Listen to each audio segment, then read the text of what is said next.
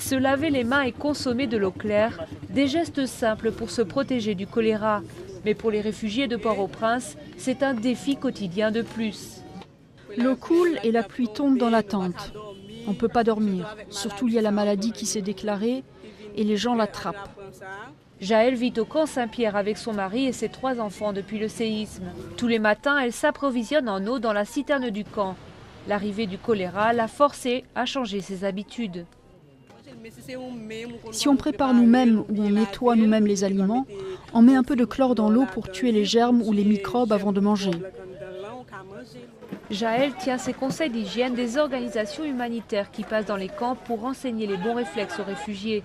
Les ONG ont aussi mis en place des structures sanitaires et surtout, elles contrôlent le niveau de chlore dans les réservoirs d'eau.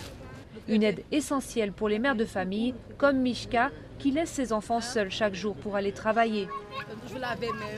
On se lave tout le temps les mains et on ne laisse pas les enfants jouer dans la terre pour ne pas attraper le choléra.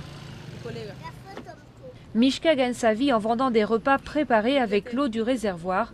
Des centaines de personnes dépendent donc de son hygiène. Mais avec ses moyens limités, elle ne peut pas acheter de savon. Grâce aux mesures mises en place par les ONG, les camps ont été jusqu'ici relativement épargnés par le choléra.